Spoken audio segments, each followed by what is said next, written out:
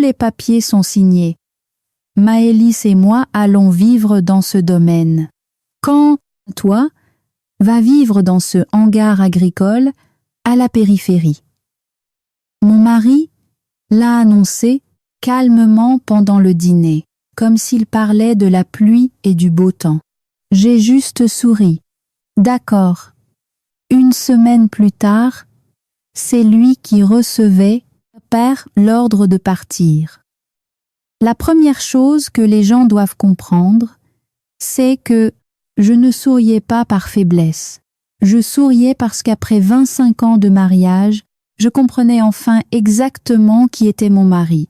Et une fois que vous comprenez vraiment quelqu'un, il perd le pouvoir de vous surprendre. Je m'appelle Apolline Delacroix. J'avais 48 ans quand mon mariage s'est terminé. Bien que, pour être honnête, il s'était probablement terminé des années avant qu'Ambroise ou moi ne l'admettions.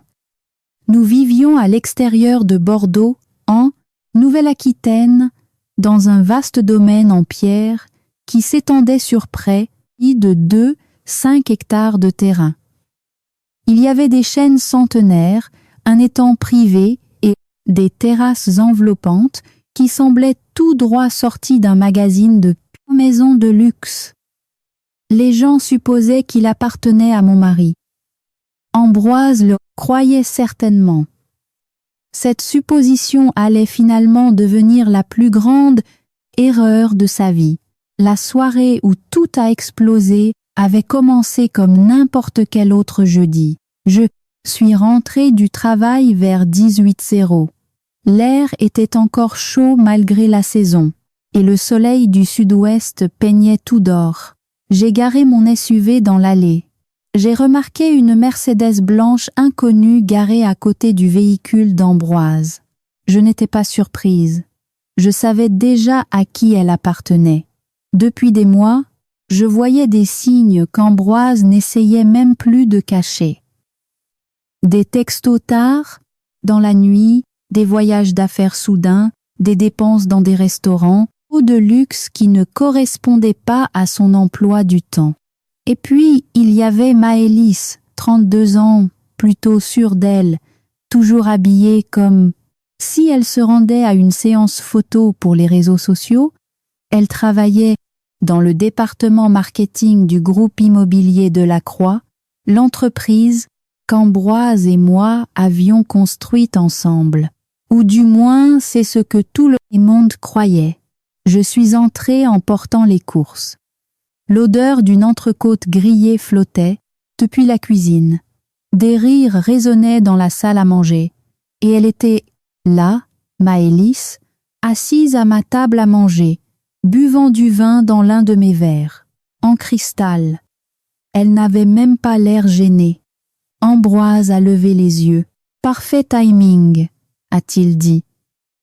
Sa voix portait un calme inhabituel.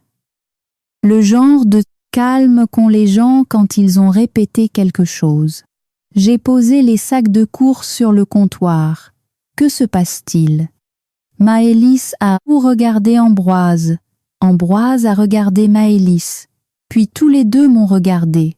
Je me souviens avoir pensé à quel point il était étrange qu'aucun d'eux ne semble nerveux, presque excité, comme des enfants attendant d'ouvrir leur cadeau de Noël. « Asseyez-vous » a dit Ambroise. J'ai lentement tiré une chaise. Mon cœur ne battait pas la chamade. En fait, je me sentais étrangement détachée, parce qu'au fond de moi je savais déjà, pas les détails, mais la direction. Les derniers mois m'avaient préparé à ce moment. Ambroise a croisé les mains. Tout est finalisé.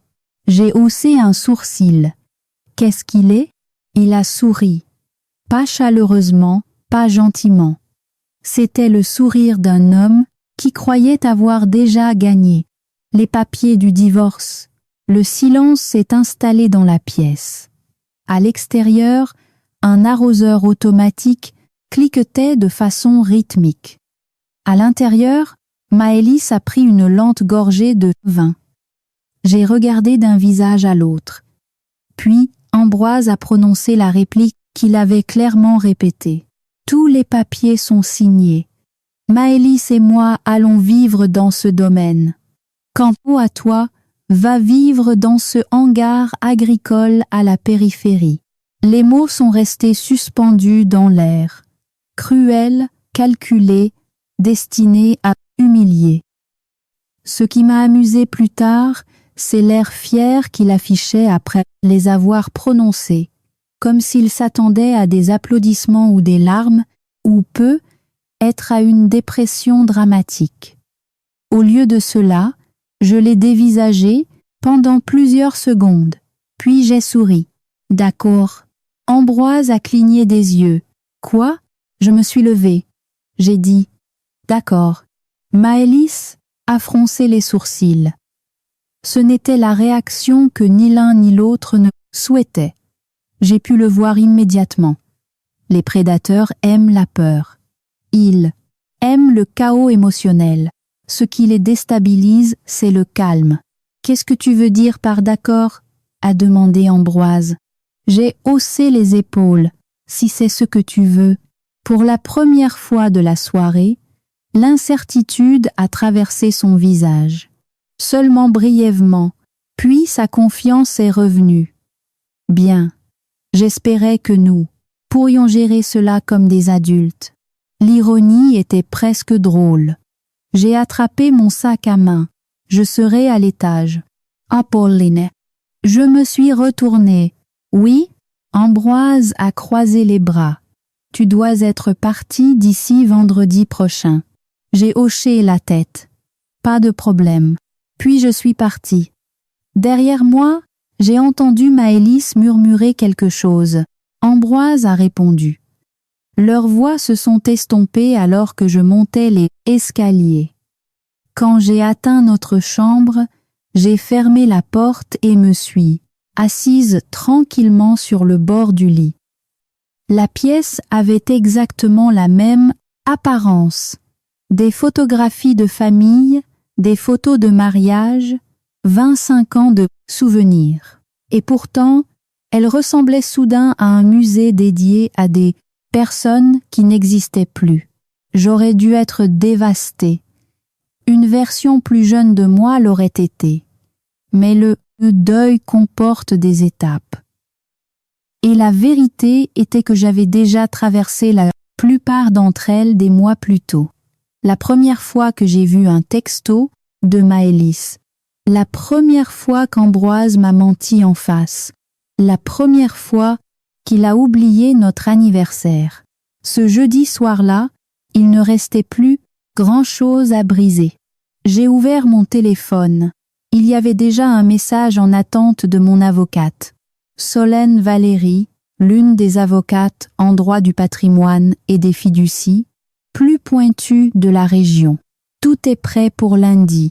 Appelle-moi quand tu seras libre. J'ai fixé le message, puis j'ai ri doucement. Lundi, dans seulement 4 jours. Le timing n'aurait pas pu être plus parfait. Je l'ai appelée. Elle a répondu, immédiatement. Comment ça s'est passé? À peu près comme prévu. Il l'a dit? Oh, il l'a dit. Solène a gloussé. Et j'ai regardé autour de la chambre la photo de mariage encadrée sur la commode. L'homme souriant à côté de moi sur cette photo. Un homme qui n'existait plus. Solène, ai-je dit. Je pense qu'Ambroise croit sincèrement que le domaine lui appartient. Il y a eu un silence. Puis elle a ri. Pas cruellement, juste avec incrédulité. Ça va rendre la semaine prochaine très intéressante. Après avoir raccroché, je me suis approchée de la fenêtre. Le soleil se couchait derrière les arbres. En bas, je pouvais voir Ambroise et Maëlys à travers les baies vitrées de la terrasse. Ils buvaient du vin et célébraient, célébrant une victoire qui ne leur appartenait pas en réalité.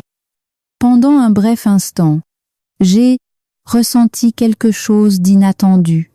Ni colère, ni haine, de la pitié, parce qu'aucun d'eux ne comprenait ce qui arrivait. Et contrairement à eux, je n'avais jamais eu besoin d'une vengeance bâtie sur des mensonges. La vérité suffirait, amplement suffisante. Le lundi matin est arrivé avec un ciel dégagé, une circulation fluide et un étrange sentiment de paix que je n'avais pas ressenti depuis des années. Alors que la plupart des gens imaginent la vengeance comme quelque chose d'explosif, de dramatique et d'immédiat, la vraie vie fonctionne rarement de cette façon. La vraie vengeance est généralement plus silencieuse. Elle s'assoit patiemment. Elle attend que les faits rattrapent la fiction. Je me suis réveillée avant le lever du soleil dans la chambre d'amis. J'avais quitté la suite parentale le vendredi soir, non pas parce qu'Ambroise l'exigeait, mais parce que je ne voulais plus partager une chambre avec un homme qui me regardait et voyait un obstacle au lieu d'une partenaire. La maison est silencieuse. Pendant quelques instants, je suis simplement restée là à écouter le ventilateur de plafond tourner au-dessus de ma tête. 25 ans. Ce nombre revenait sans cesse dans mon esprit. 25 ans de mariage, 25 ans de sacrifice. 25 ans à construire une vie avec quelqu'un qui agissait maintenant comme si j'étais jetable. La partie étrange n'était pas qu'Ambroise veuille quelqu'un de plus jeune. Ces histoires arrivaient tous les jours. La partie étrange était la façon dont il avait complètement réécrit l'histoire dans son propre esprit. Quelque part en cours de route, il s'était convaincu qu'il avait tout construit tout seul. Cette croyance allait bientôt devenir très coûteuse. Je me suis habillée, j'ai préparé du café et me suis assise à l'îlot de la cuisine pendant que la lumière du soleil remplissait lentement la pièce. À 8h30, mon téléphone a sonné. Solène, tu es prête ? A-t-elle demandé. Je suis prête depuis des mois. Bien, elle a fait une pause. Le fiduciaire a tout signé ce matin. J'ai fermé les yeux brièvement. Alors c'est fait. C'est fait. Quand l'appel s'est terminé, je suis restée assise tranquillement pendant un long moment. Non pas parce que j'étais nerveuse, mais parce que je me souvenais. Je me souvenais d'où tout cela avait commencé. La plupart des gens connaissaient Ambroise Delacroix comme un homme d'affaires, prospère. Ils connaissaient l'histoire qu'il adorait raconter. Le jeune entrepreneur ambitieux, l'homme qui s'était fait tout seul, le mari travailleur qui avait bâti une entreprise à partir de rien. C'était une histoire fascinante. Le seul problème, c'est qu'elle n'était pas tout à fait vraie. La vérité commençait avec mon père, Édouard de la Baume. Mon père n'était pas tape à l'œil. Il n'était pas le genre d'homme riche qui apparaissait sur les couvertures de magazines. Il possédait des biens immobiliers commerciaux dans toute la Nouvelle-Aquitaine et avait passé 40 ans à accumuler discrètement des actifs. Au moment où j'ai obtenu mon diplôme universitaire, il avait constitué un important portefeuille immobilier. Quand Ambroise et moi nous sommes mariés, mon père l'aimait bien, du moins au début. Ambroise était charismatique, motivé, intelligent, le genre d'homme qui pouvait entrer dans une pièce et convaincre tout le monde qu'il y avait sa place. Mais mon père avait toujours été prudent. Un soir, quelques mois seulement avant notre mariage, il m'a invité à dîner en tête. Ah, tête! Je me souviens encore de la conversation. Nous étions assis sur la terrasse arrière de la maison de mes parents pendant que le soleil disparaissait derrière les tout arbres. Mon père a remué son café. Apolline, je pense qu'Ambroise t'aime. J'ai souri. C'est bon à entendre. Je n'ai pas dit qu'il était incapable de faire des erreurs. Cela a attiré mon attention. Papa, il a levé une main Je ne le critique pas. Puis il s'est penché en avant. Je te protège. À l'époque, je n'avais pas complètement compris ce qu'il voulait dire. J'ai compris plus tard. 1 an après notre mariage, mon père a établi le fonds fiduciaire de la famille de la Baume. Le fonds détenait plusieurs propriétés génératrices de revenus et des comptes d'investissement. Tout était structuré avec soin. Légalement, professionnellement, l'objectif n'était pas le contrôle. Légalement, l'objectif était la protection. Mon père croyait que l'amour et la sécurité financière ne devraient jamais dépendre de la même personne. À 23 ans, je pensais qu'il était trop prudent. À 48 ans, je le considérais comme un génie. Les années ont passé. L'entreprise a grandi. Ambroise a eu de plus en plus de succès. Mais chaque tournant majeur de notre entreprise avait été soutenu par les actifs du fonds. Le premier immeuble de bureau, le prêt d'expansion, l'injection de liquidités d'urgence pendant la crise immobilière. Encore et encore, le fonds apportait de la stabilité. Ambroise savait que l'argent venait de quelque part. Il a simplement cessé de poser des questions. Le succès a cette façon de rendre les gens curieux de moins en moins de choses. Le domaine lui-même avait été acheté 12 ans plus tôt. Officiellement, la propriété reposait sur une structure de détention contrôlée par le fonds. L'arrangement offrait des avantages juridiques et fiscaux. Ambroise a signé des papiers lors de l'acquisition.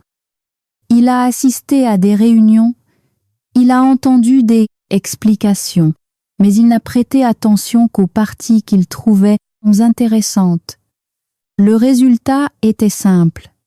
Il croyait sincèrement que le domaine lui appartenait, non pas parce que quelqu'un avait menti, mais parce qu'il n'avait jamais pris la peine d'apprendre les détails.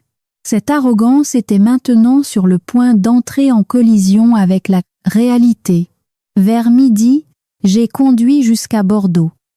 Le bureau de Solène occupait le dernier étage d'un immeuble du centre-ville surplombant la Garonne.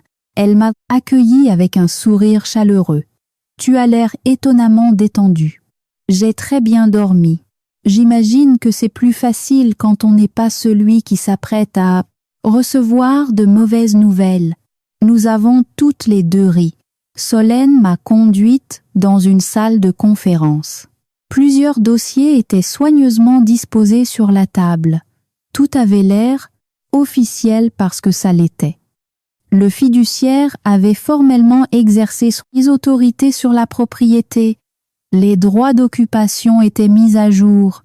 Les documents avaient été déposés. Pas une seule étape ne violait la moindre loi. Pas une seule action ne reposait sur la tromperie. Tout reposait sur des faits qui existaient depuis des années. Ambroise n'y avait tout simplement pas prêté attention. Solène a fait glisser un document vers moi. Une fois que ces notifications me seront livrées, il aura très peu de marge pour contester. J'ai examiné attentivement les documents, puis j'ai signé. Non pas parce que j'aimais ce qui se passait, mais parce que c'était nécessaire. Il y a une différence importante. Les gens confondent souvent justice et vengeance. La justice rétablit l'équilibre. La vengeance cherche la souffrance. Je n'étais pas intéressée à faire souffrir Ambroise. J'étais intéressée à mettre fin à sa capacité de contrôler ma vie. Ce ne sont pas les mêmes choses. Après avoir quitté le bureau de Solène, je me suis arrêtée à une petite maison, près du bassin d'Arcachon. La maison n'était pas énorme. 3 chambres, de grandes fenêtres. Un jardin paisible face à l'eau. Je l'avais acheté plusieurs mois plus tôt. Au cas où, non pas parce que je m'attendais à un désastre, mais parce que la préparation coûte moins cher que la panique. L'agent immobilier m'y a retrouvé. « Vous l'aimez toujours ?» a-t-elle demandé. J'ai souri, de plus en plus à chaque fois que je la vois. En me promenant dans la propriété, j'ai ressenti quelque chose que je n'avais pas éprouvé depuis des années. La possibilité. Pendant si longtemps, mon identité avait été liée à Ambroise, à son entreprise, à ses ambitions, à sa réputation. Maintenant, pour la première fois depuis des décennies, j'imaginais un avenir qui m'appartenait entièrement. Pas de compromis, pas d'excuses, pas de faux-semblants. Ce soir-là, je suis retournée au domaine. Ambroise et Maëlys étaient assis au bord de la piscine, un verre de vin à la main, riant, planifiant un avenir bâti, sur des suppositions.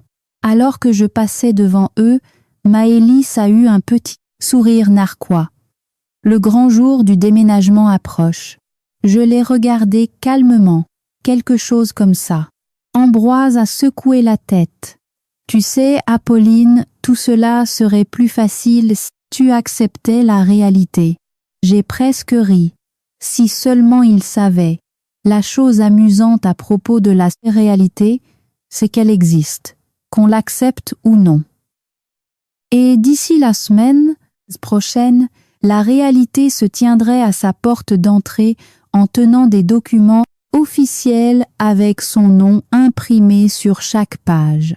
Le lundi suivant a commencé avec du soleil, le chant des oiseaux et une confiance absolue, du moins pour Ambroise.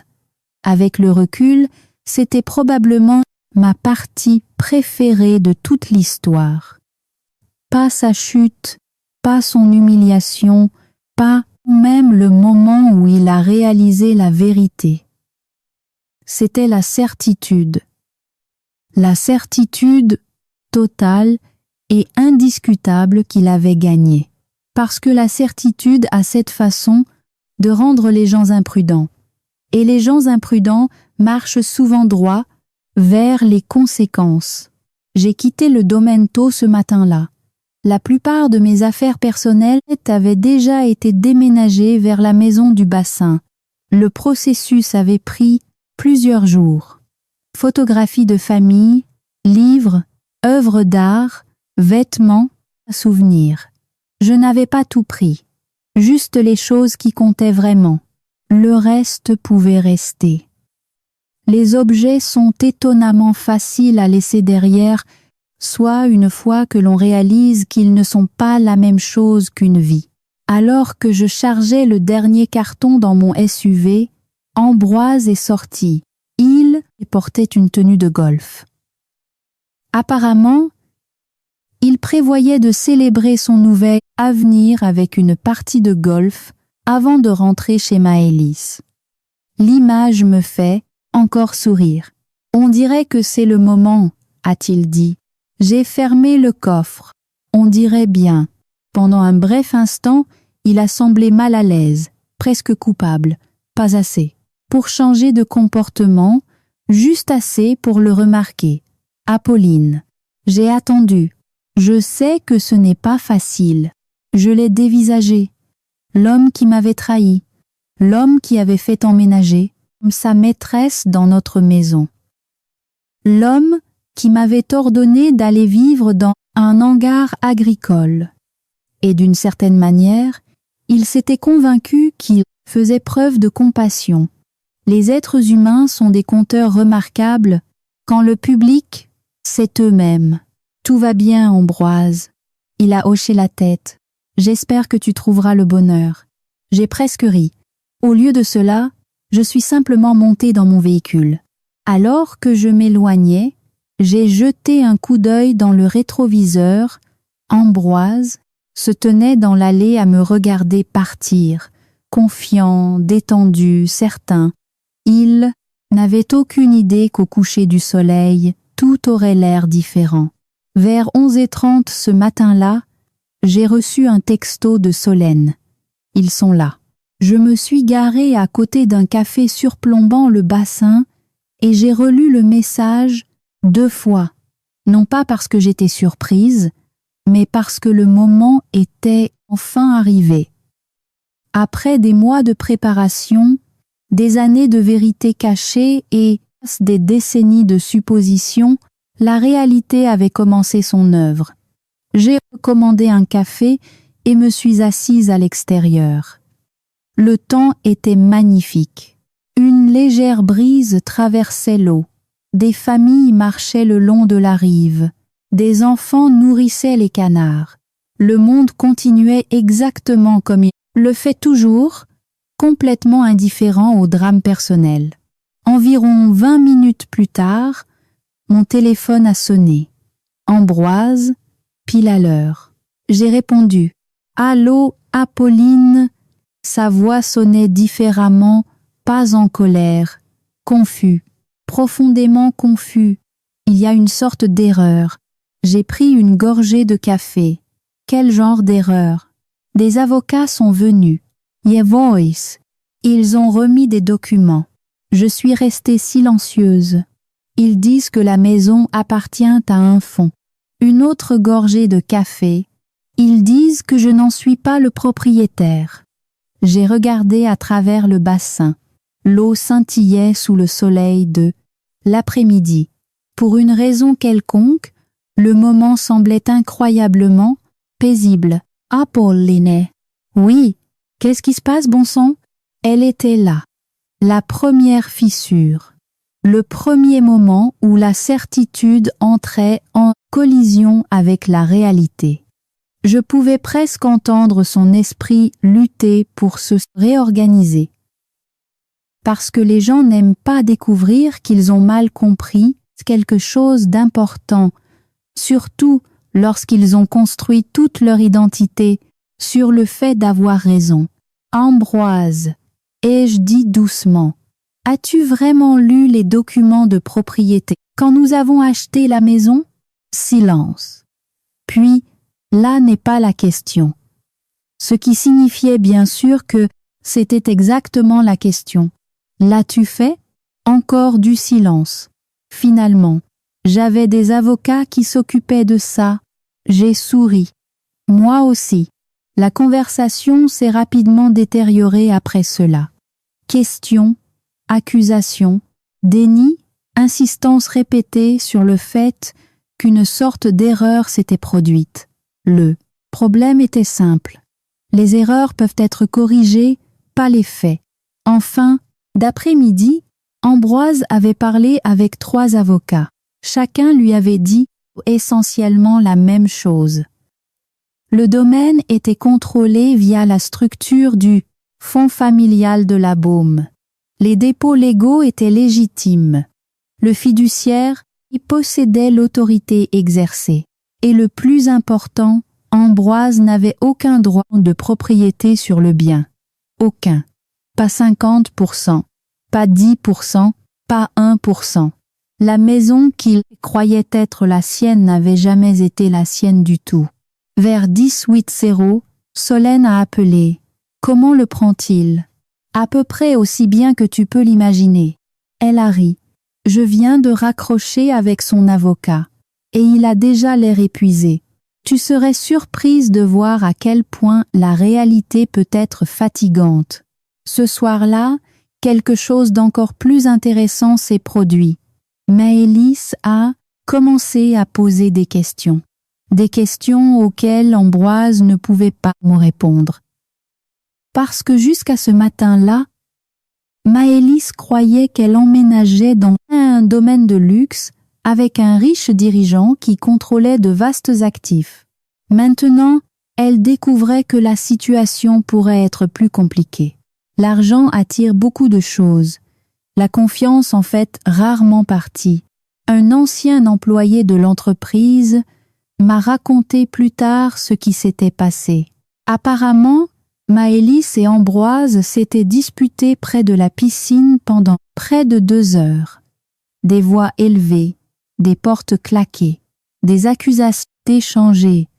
Les détails n'avaient pas d'importance. Le schéma, si, les gens révèlent souvent leurs véritables priorités en temps de crise. Le lendemain matin, un autre développement est arrivé. Le conseil d'administration du groupe immobilier Delacroix a demandé un examen interne. Non pas parce qu'Ambroise avait commis une fraude. Ce n'était pas le cas, mais parce que les nouvelles voyagent vite dans les cercles d'affaires, en particulier lorsque des avocats spécialisés en immobilier commencent à apparaître dans des propriétés de plusieurs millions d'euros. Les investisseurs ont commencé à poser des questions, les banquiers ont commencé à poser des questions, les membres du conseil d'administration ont commencé à poser des questions, et soudain, Ambroise s'est retrouvé à passer plus de temps à s'expliquer qu'à diriger. La confiance est facile quand personne ne vous défie. Le leadership devient plus difficile quand la responsabilité entre dans la pièce. 3 jours plus tard, je suis passé devant le domaine en voiture, pas intentionnellement. L'itinéraire m'a simplement fait passer à proximité. Des camions de déménagement occupaient l'allée. Des ouvriers transportaient des meubles vers la rue. Plusieurs véhicules de luxe étaient garés à l'extérieur. J'ai ralenti brièvement, non par rancune, par curiosité. L'un des ouvriers faisait rouler un piano à queue vers la rampe de chargement. Un autre portait des œuvres d'art encadrées.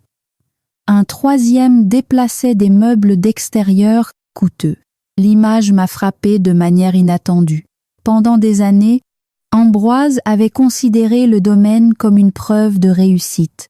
Maintenant, il ressemblait à ce qu'il avait toujours été. Un bâtiment, rien de plus. Le succès ne se mesure pas en mètres carrés, et le caractère ne se mesure pas à la propriété. Malheureusement, certaines personnes apprennent cette leçon plus tard que d'autres. Ce soir-là, je me suis assise sur ma nouvelle terrasse surplombant le bassin. Le coucher du soleil peignait l'eau en orange et or. Pour la première fois depuis des années, mon téléphone ne vibrait pas de problème. Pas de mensonges, pas de tension, pas de faux semblants, juste le calme. Puis un message est arrivé d'Ambroise. 3 mots. Pouvons-nous parler ? J'ai fixé l'écran. Puis j'ai mis le téléphone de côté. Parce que pendant 25 ans, j'avais écouté.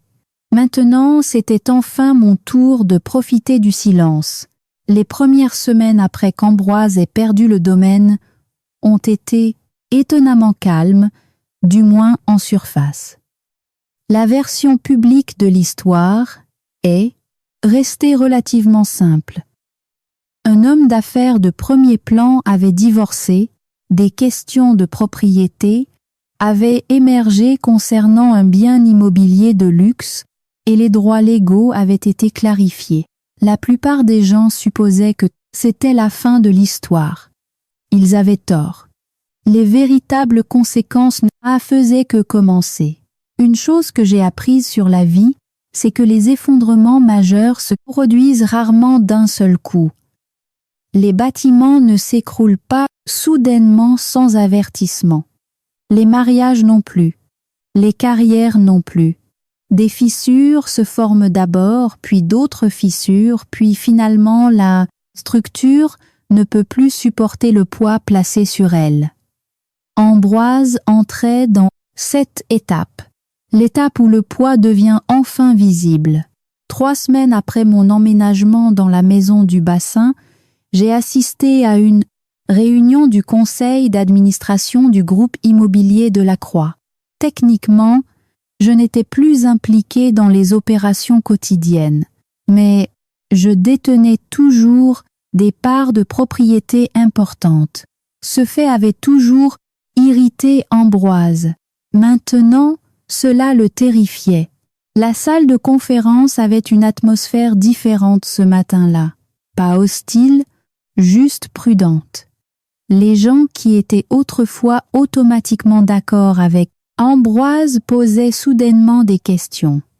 De vraies questions, le genre qu'ils auraient dû poser des années plus tôt. Le président du conseil, Armand Lefebvre, a ajusté ses lunettes et a ouvert un dossier. Discutons des projections de flux de trésorerie. Ambroise s'est immédiatement lancé dans une présentation préparée. J'observais calmement. Pour un étranger, tout paraissait probablement normal. Des graphiques, des prévisions de revenus, des plans de croissance, un langage d'entreprise. Mais quelque chose de fondamental avait changé. La confiance était devenue de la défensive. L'autorité était devenue de l'insécurité. Chaque défi semblait le frustrer. Chaque question sonnait comme une critique. Chaque demande de clarification ressemblait à une attaque. Le conseil l'a remarqué. Tout le monde l'a remarqué. Après la fin de la réunion, Armand m'a approché sur le parking. Il avait 72 ans et avait passé 4 décennies à bâtir des entreprises. Peu de choses le surprenaient. « C'est difficile à regarder », a-t-il dit. « Qu'est-ce qu'il est ?»« Ambroise. » Je me suis adossé à ma voiture. Armand a soupiré.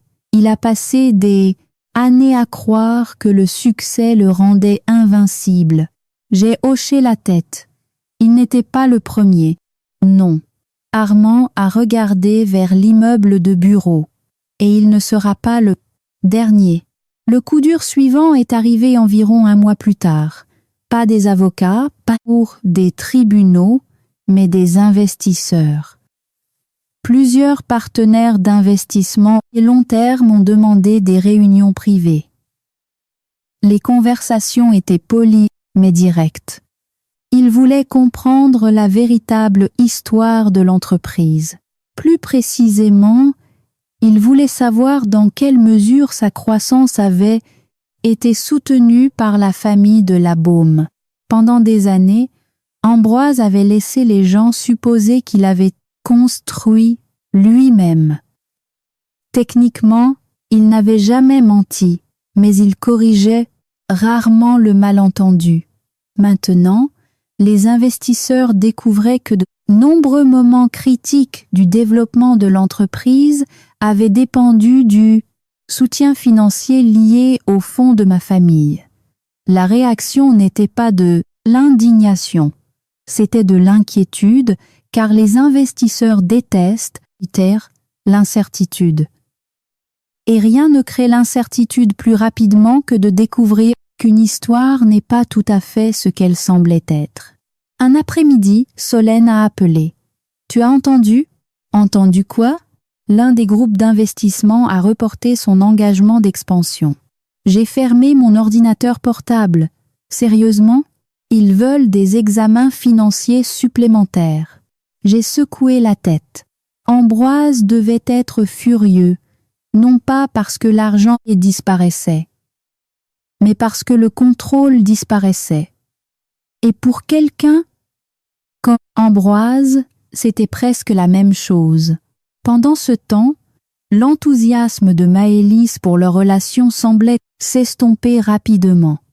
Les informations voyagent étonnamment vite dans les cercles professionnels, surtout les ragots, en particulier les ragots coûteux. Des amis de l'entreprise partageaient parfois des mises à jour. Rien de malveillant, juste des observations. Apparemment, Maëlys n'assistait plus à chaque événement public avec Ambroise.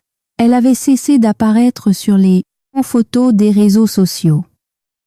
Elle avait cessé de parler de projets futurs. Plus révélateur encore, elle avait cessé d'arborer l'expression de quelqu'un qui avait gagné. La vérité devenait impossible à ignorer. Elle n'avait pas remplacé une épouse, elle avait hérité d'une crise, environ 6 semaines après que tout a changé, j'ai rencontré Maëlys de façon pas inattendue. Je faisais mes courses dans une épicerie fine près du centre Bordeaux. Je venais de placer des légumes dans mon chariot quand je l'ai remarqué debout près du rayon des produits frais. Pendant une seconde, aucun de nous n'a bougé. Puis, nos yeux se sont rencontrés.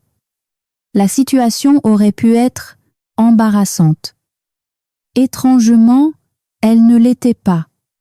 Elle avait l'air fatiguée, beaucoup plus âgée que dans mes souvenirs. Pas physiquement, émotionnellement. La confiance avait disparu. La suffisance avait disparu. La certitude avait disparu. La vie a cette façon de retirer ces choses. Elle s'est approchée lentement. Apolline. Maëlys. Un silence inconfortable a suivi, puis elle m'a surprise. Je suis désolée. J'ai cligné des yeux. Quoi? Je suis désolée. Elle a détourné le regard.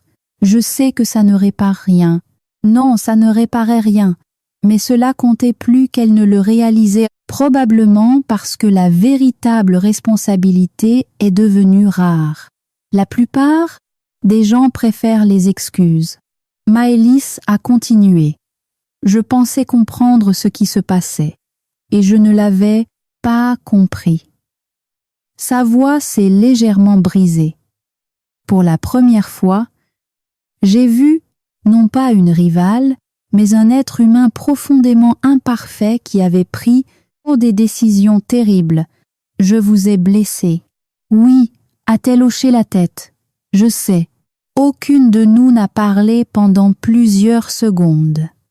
Finalement, elle a dit quelque chose d'inattendu. Ambroise blâme tout le monde. Je n'ai pas pu m'empêcher de sourire. Ça me semble familier. Un rire triste lui a échappé. Puis, elle est partie. Toute la conversation a duré moins de 3 minutes, mais elle a révélé quelque chose d'important. Même Maëlys avait commencé à voir la réalité plus clairement qu'Ambroise. Cette réalisation en disait long. 2 mois plus tard, la relation s'est finalement effondrée. Les détails n'étaient pas dramatiques, pas de dispute hurlante, pas de rapport de police, pas de scandale public, juste la mort graduelle d'une illusion. Une fois le fantasme disparu, il ne restait pas assez de substance pour soutenir la relation. Vendredi après-midi, un ancien collègue a appelé. C'est fini. Qui? Ambroise et Maëlys. Je n'étais pas surprise. Pas même un peu. Les relations fondées sur la trahison nécessitent souvent une excitation constante pour survivre. La réalité finit par manquer d'excitation. Puis les gens se retrouvent face à face sans distraction, et parfois, ils découvrent qu'ils n'aiment pas ce qu'ils voient. Ce soir-là, je me suis assise sur ma terrasse surplombant le bassin d'Arcachon. Une douce brise traversait l'eau. Le soleil a plongé sous l'horizon, et pour la première fois depuis le début du divorce, j'ai réalisé quelque chose de surprenant. Je n'étais plus en colère. Non pas parce qu'Ambroise méritait pardon, non pas parce que la trahison ne comptait plus, mais parce que la colère avait cessé d'avoir une utilité. Ma vie allait de l'avant. La sienne s'effilochait. Il n'y avait plus rien à prouver, plus rien à gagner. Les conséquences faisaient déjà leur œuvre. Et contrairement à la vengeance, alimentée par la haine, les conséquences n'ont jamais besoin d'aide. Elles arrivent simplement au moment exact où elles sont censées arriver. 3 mois après que Maëlys l'ait quitté, Ambroise s'est finalement présenté à ma maison du bassin. Pas de façon inattendue. Je le sentais venir depuis des semaines. Les textos étaient devenus plus fréquents. Les messages vocaux s'étaient allongés. Le ton avait également changé. Fini l'arrogance. Fini la certitude. Fini la supériorité silencieuse qui avait coloré chaque interaction pendant les dernières années de notre mariage. Ce qui restait était quelque chose que je n'avais pas vu depuis très longtemps, l'humilité, ou du moins le début de celle-ci. Cela s'est produit par un frais matin d'octobre. Je plantais de la lavande le long d'une allée en pierre qui menait vers l'eau quand j'ai entendu un véhicule s'engager dans l'allée. J'ai levé les yeux, un pick-up sombre. Pas le SUV de luxe qu'Ambroise conduisait autrefois. Un pick-up pratique, ordinaire. Le véhicule lui-même racontait une histoire. Ambroise en est sorti. Pendant un instant, je l'ai à peine reconnu. Il avait l'air plus mince, pas en mauvaise santé, juste usé. La vie avait cette façon de faire cela, particulièrement quand quelqu'un passait des années à fuir ses responsabilités et se retrouvait soudain, sans endroit où s'enfuir. Il s'est avancé lentement vers moi. Je me suis levée et j'ai épousseté la terre de mes gants de jardinage. Aucun de nous n'a parlé immédiatement. Le silence n'était pas hostile, juste inhabituel. Après 25 ans passés ensemble, on pourrait penser que la conversation viendrait facilement. Parfois, c'est l'inverse qui est vrai. Parfois, l'histoire crée sa propre forme de malaise. Finalement, Ambroise a hoché la tête. L'endroit est joli. Il l'est. Il a jeté un coup d'œil vers le bassin. Tu as toujours aimé l'eau. Oui, un autre silence. Puis il a pris une profonde inspiration. Je n'étais pas sûre que tu me laisserais venir. Je n'en étais pas sûre non plus. Cela a arraché un faible sourire. Le premier sourire sincère que je voyais de lui depuis très longtemps. Malheureusement, il a disparu presque immédiatement car aucun de nous n'était là pour faire la conversation. Je te dois des excuses. Elle était là, la phrase que j'avais imaginé entendre 100 fois, la phrase qui semblait autrefois si importante. Étrangement, maintenant qu'elle était enfin arrivée, elle semblait plus petite que je ne m'y attendais. J'ai croisé les bras. Des excuses pourquoi Ambroise a baissé les yeux, puis il a ri doucement. Non pas parce que quelque chose était amusant, mais parce que la liste était trop longue. Par où je commence? C'est ta décision. Il a fixé le bassin pendant plusieurs secondes. Quand il a finalement parlé, sa voix sonnait différemment, honnête, brute. J'ai trahi. Je n'ai rien dit. Io mente. Silence. Je t'ai humilié. Encore du silence. Je t'ai traité comme si tu n'avais pas d'importance. Celle-là a fait mouche. Non pas parce que c'était une information nouvelle, mais parce que c'était exact. Beaucoup de liaisons commencent par la malhonnêteté, mais la blessure la plus profonde vient souvent d'autre chose. Le manque de respect. Le sentiment que des années de loyauté peuvent soudainement être effacées. Le sentiment que votre valeur en tant qu'être humain est devenue négociable. Ambroise a dégluti difficilement. J'ai passé des années à croire que j'étais responsable de tout. Je l'écoutais, silencieusement. L'entreprise. Il a fait une pause. La maison. Une autre pause. Notre vie. Ses yeux ont rencontré les miens.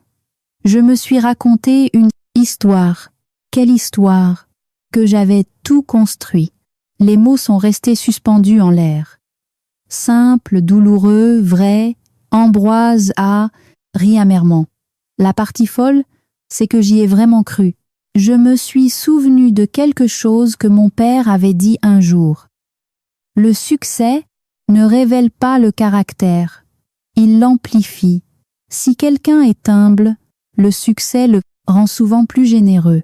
Si quelqu'un est arrogant, le succès le rend généralement insupportable. Ambroise avait passé des années à être amplifié. Maintenant, La réalité le forçait à examiner ce qui restait après que l'amplification ait disparu. « Qu'est-ce qui a changé ?» ai-je demandé. Il a souri tristement. « De tout perdre ?» J'ai secoué la tête. « Non. » Il a froncé les sourcils. « Non, tu n'as pas tout. Perdu. » Son expression a changé. Confusion, réflexion, puis compréhension. Parce que c'était vrai. Ambroise n'avait pas tout perdu. Il avait toujours sa santé, sa carrière, ses amis, son avenir. Ce qu'il avait perdu était quelque chose de plus spécifique. L'illusion qu'il était intouchable, l'illusion que ses actions n'entraînaient aucune conséquence, l'illusion que les autres n'existaient que pour soutenir ses ambitions. Ses pertes faisaient plus mal que l'argent, beaucoup plus. Nous nous sommes assis sur la terrasse surplombant le bassin. Du café entre nous. Pendant près d'1 heure, nous avons parlé.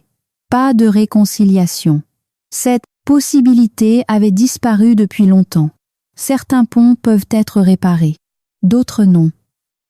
Et la confiance, une fois brisée assez profondément, revient rarement sous la même forme.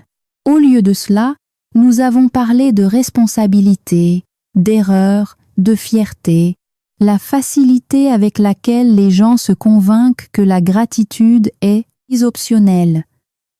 À un moment donné, Ambroise a regardé à travers l'eau et a dit quelque chose qui m'a surprise. Je pensais que tu avais ruiné ma vie. J'ai haussé un sourcil. Tu pensais? Il a hoché la tête. Maintenant, je réalise quelque chose. J'ai attendu. Tu n'as pas ruiné ma vie. Sa voix était à peine plus qu'un murmure. C'est moi qui l'ai fait. La déclaration s'est attardée entre nous. Douloureuse, nécessaire, tout à fait exacte. Beaucoup de gens imaginent les histoires de vengeance se terminant par des victoires dramatiques, une humiliation publique, une destruction totale, une défaite spectaculaire. La vraie vie fonctionne rarement de cette façon. La conséquence la plus significative n'est pas de regarder quelqu'un souffrir, c'est de regarder quelqu'un enfin comprendre, et pour la première fois depuis que tout ce cauchemar avait commencé, je croyais qu'Ambroise comprenait. Pas tout, pas parfaitement, mais assez. Assez pour cesser de blâmer les autres. Assez pour commencer à s'approprier les choses. Assez pour grandir. Cet après-midi-là, il se tenait à côté de son pick-up, se préparant à partir. La conversation était terminée. Il n'y avait plus rien à résoudre, pas de révélation cachée, pas de grande réconciliation, juste la vérité. Et, parfois, la vérité suffit. Ambroise a ouvert la porte du conducteur, puis s'est arrêté. « Apolline. » Oui, il m'a regardé directement. Je suis désolée. Cette fois, je l'ai cru. Non pas parce qu'il avait prononcé les mots, mais parce qu'il les avait enfin compris. J'ai hoché la tête, puis j'ai offert la seule réponse qui me semblait honnête. J'espère que tu deviendras un homme meilleur. Ses yeux se sont légèrement embués. Moi aussi. Un instant plus tard, il est monté dans le pick-up et s'est éloigné. J'ai regardé jusqu'à ce que le véhicule disparaisse derrière les arbres. Puis je me suis tournée vers le bassin. L'eau reflétait la lumière de l'après-midi. La brise portait le parfum de la lavande. Et pour la première fois depuis l'année, je me sentais complètement libre. Non pas parce que j'avais vaincu quelqu'un, mais parce que je n'en avais plus besoin. 1 an plus tard, ma vie ne ressemblait en rien à celle que j'avais imaginée pendant mon mariage. Et cela s'est avéré être une bonne chose. Si quelqu'un m'avait dit, à l'époque où Ambroise et moi organisions encore des dîners d'entreprise dans ce vaste domaine, que je serais un jour plus heureuse dans une plus petite maison près de l'eau, je ne l'aurais probablement pas cru. Non pas parce que j'aimais le luxe, mais parce que j'avais confondu la familiarité avec le bonheur. Beaucoup de gens le font. Ils restent dans des situations qui ne leur servent plus parce que l'alternative semble incertaine. Ce que j'ai fini par apprendre, c'est que l'incertitude n'est pas toujours quelque chose à craindre. Parfois, c'est là que commence la liberté. La maison du bassin était devenue un vrai foyer, pas une échappatoire, temporaire, pas un plan B, un foyer. La lavande que j'avais plantée bordait, maintenant l'allée en pleine floraison. Le potager prospérait. Les voisins faisaient un signe de la main en passant. Le rythme de vie semblait plus lent, plus sain et plus authentique. Pour la première fois depuis des décennies, je ne vivais pas selon les ambitions de quelqu'un d'autre. Je vivais selon mes propres valeurs. Ce changement a affecté plus que ma vie personnelle. Il a changé ma vision du succès. Pendant les mois qui ont suivi le divorce, j'ai rencontré des dizaines de femmes dont les histoires semblaient douloureusement familières. Certaines avaient été abandonnées après de longs mariages. Certaines avaient sacrifié leur carrière pour soutenir leur famille. Certaines se reconstruisaient après une trahison.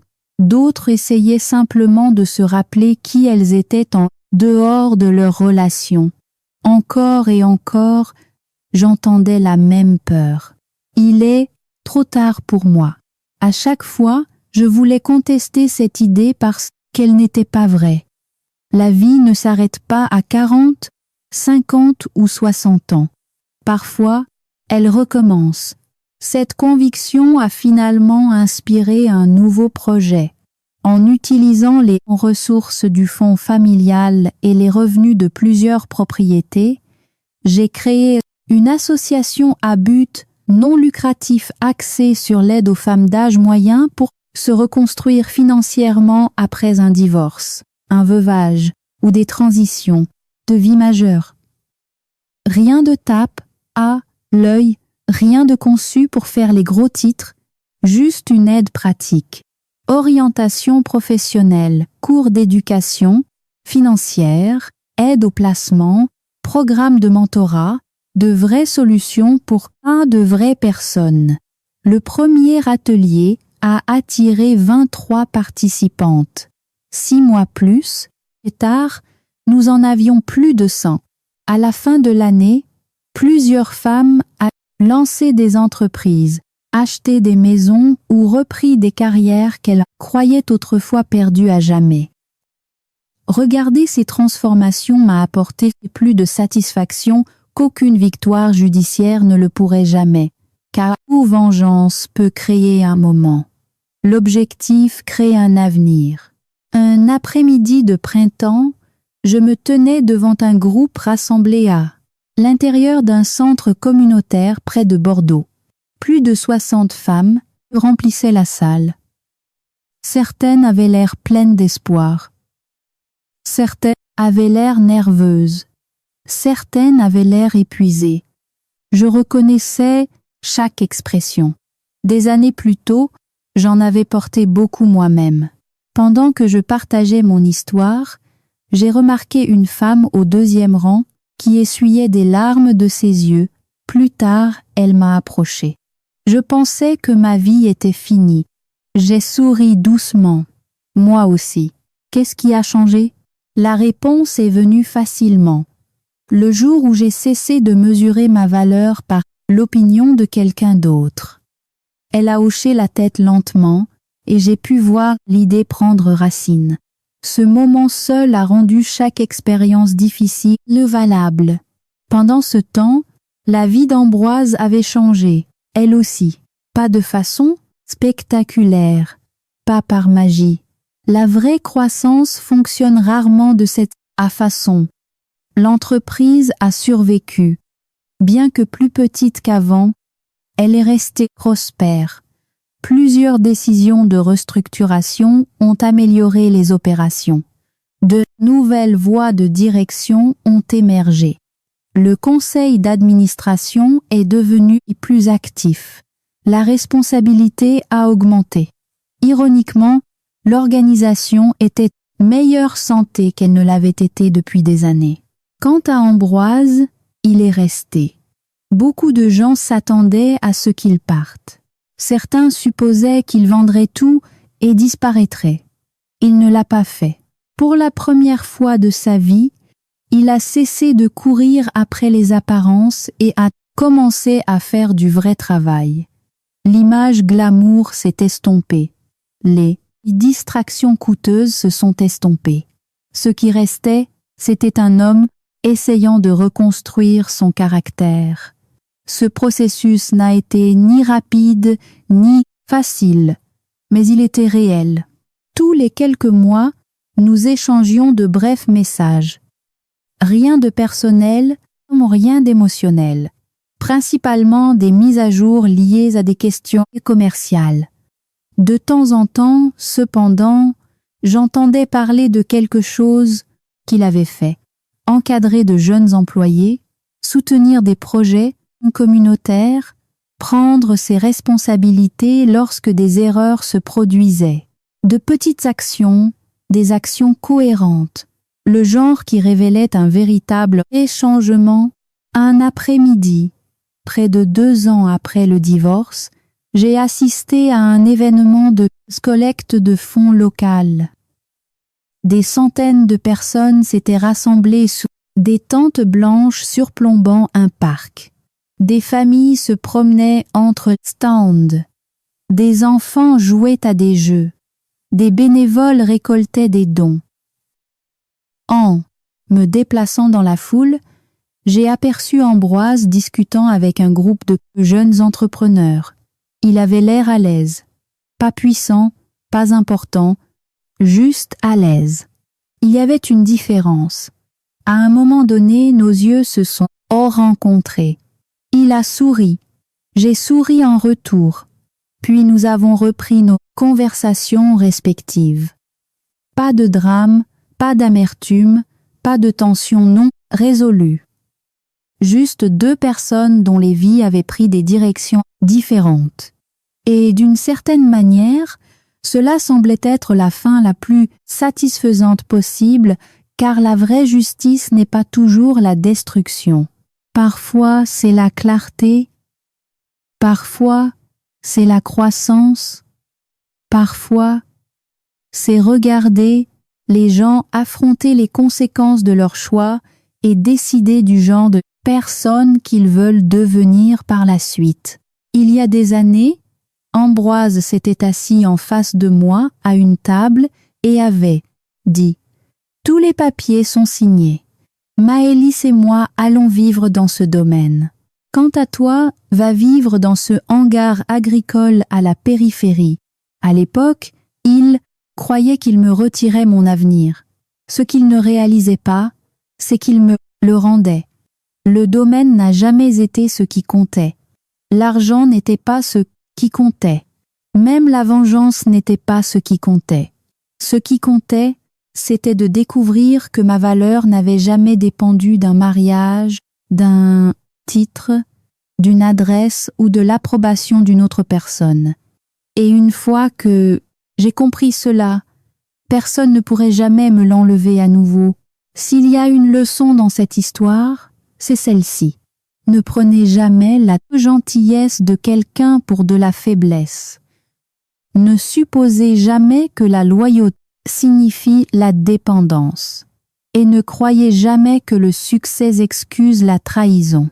Parce qu'éventuellement, la vérité arrive. Parfois tranquillement, parfois lentement, mais elle arrive toujours. Et quand elle le fait, chaque personne doit vivre avec les choix qu'elle a faits. Ambroise l'a fait, Maëlys l'a fait, et moi aussi. La différence, c'est que lorsque la poussière est retombée, j'avais une vie dont j'étais fière. Non pas parce que j'avais gagné, mais parce que j'avais refusé de laisser la trahison de quelqu'un d'autre définir qui j'étais devenu. Si cette histoire a résonné en vous, prenez un instant pour penser aux personnes de votre vie qui vous ont soutenu quand le succès était incertain, parce que la gratitude est facile à oublier et coûteuse à perdre. Et si vous avez un jour eu à vous reconstruire après une trahison, une déception ou un chagrin, partagez vos réflexions dans les commentaires. Votre expérience pourrait aider quelqu'un d'autre qui traverse un chapitre difficile en ce moment. N'oubliez pas d'aimer, de vous abonner et de nous rejoindre pour d'autres histoires sur la résilience et la justice et la force que les gens découvrent lorsque la vie les oblige à recommencer.